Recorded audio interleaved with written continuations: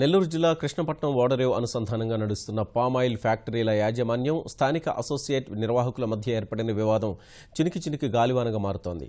ఇటీవల పామాయిల్ ట్యాంకర్లు నింపే అసోసియేషన్లోని కొందరు పైపులైన్ల నుంచి దాన్ని దొంగిలించి విక్రయిస్తున్న వైనం సంచలనం రేపింది. ఈ కేసులో 5 ట్యాంకర్లను స్వాధీనం చేసుకున్న పోలీసులు 13 మంది నిందితుల్ని అరెస్టు చేశారు. కానీ అసలు దోషుల్ని పట్టుకోలేదంటూ ఆరోపిస్తున్న ట్యాంకర్స్ అసోసియేషన్ నిరసనగా ఈ నెల 15 నుంచి కర్మాగారాలు మూసివేసేందుకు సిద్ధమవుతోంది. నెల్లూరు జిల్లా కృష్ణపట్నం పోర్టుకు అనుసంధానంగా ఎన్నో కొత్త పరిశ్రమలు వస్తుండగా అంతే స్థాయిలో అక్రమాలు వెలుగు చూస్తున్నాయి. కృష్ణపట్నం ఓడరేవుకు మలేషియా, ఇండోనేషియా నుంచి ముడి పామాయిల్ దిగుమతి అవుతుంది. దీన్ని శుద్ధి చేసి ఆంధ్ర, తెలంగాణ, కర్ణాటక, తమిళనాడు రాష్ట్రాలకు తరలిస్తుంటారు. దిగుమతి అయిన ముడి పామాయిల్ ను 10 కిలోమీటర్ల పొడవైన పైప్ లైన్లు వేసి నేరుగా పరిశ్రమలకు చేరేలా కృష్ణపట్నం యాజమాన్యం ఏర్పాట్లు చేసింది.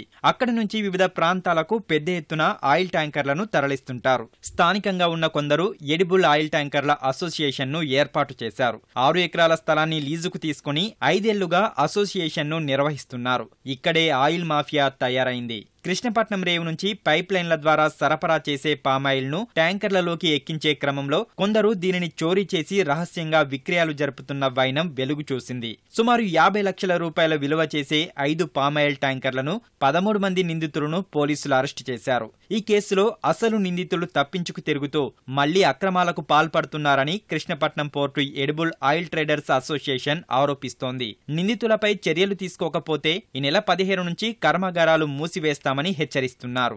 అక్కడ వ్యాపారం ఏదైతే జరుగుతుందో దాన్ని అక్కడ వ్యాపారానికి సంబంధించి లా అండ్ ఆర్డర్ వాతావరణాన్ని క్రియేట్ చేయండి. పరిశ్రమలు ఏదైతే పెట్టారో అక్కడ దాన్ని ప్రొటెక్ట్ చేసుకొని మూతపడకుండా ఉండే పరిస్థితి క్రియేట్ చేయండి అని చెప్పి మేము రిక్వెస్ట్ చేస్తున్నాం. అలా లేని పక్షంలో అక్కడ ఈ 15వ తారీఖు నుంచి మొత్తం పరిశ్రమలు, ట్రేడర్స్ మొత్తం బంద్ కాల్ ఫార్ చేస్తున్నాము. 7 ఫ్యాక్టరీలు ఉన్నాయండి, పామాయిల్ ఫ్యాక్టరీలు. వాళ్ళు మలేషియా నుంచి పామాయిల్ తీసుకొస్తున్నారు. మా ట్యాంకర్లు మేము 93వ సంవత్సరం నుంచి మేము బిజినెస్ స్టార్ట్ చేసాము. సంవత్సరం నుంచి ఇక్కడ యూనియన్ వాళ్ళు మా ట్యాంకర్లు లోడ్ కానివ్వకుండా ఇబ్బందులు పాలు చేస్తున్నారు. కాబట్టి గవర్నమెంట్కి మా ఎందుకు దయ ఉంచి సరైన న్యాయం చేసి మా ట్యాంకర్లు ఇబ్బంది కలగకుండా లోడింగ్కి వాళ్ళు సాల్వ్ చేయాలని మేము రిక్వెస్ట్.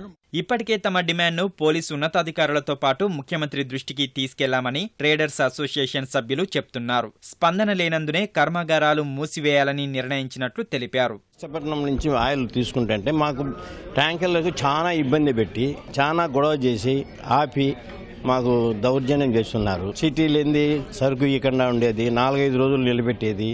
మా ఇండస్ట్రీ చాలా నష్టపోతున్నాము. 20 సంవత్సరాల నుండి మేము వేరుశనగ నూనె ఆయిల్ మిల్లులు పెట్టుకొని ఇంతో అంతో మేము ట్యాంకర్లు పెట్టుకొని సొంత ట్యాంకర్లు పెట్టుకొని మేము వ్యాపారం చేసుకుంటూ ఉంటే ఎక్కడే కానీ మాకు ఏ యూనియన్ ఇబ్బంది పెట్టలేదు. ఓన్లీ ఒక నెల్లూరు యూనియన్ వాళ్ళే మాకు చాలా ఇబ్బంది పెడుతున్నారు.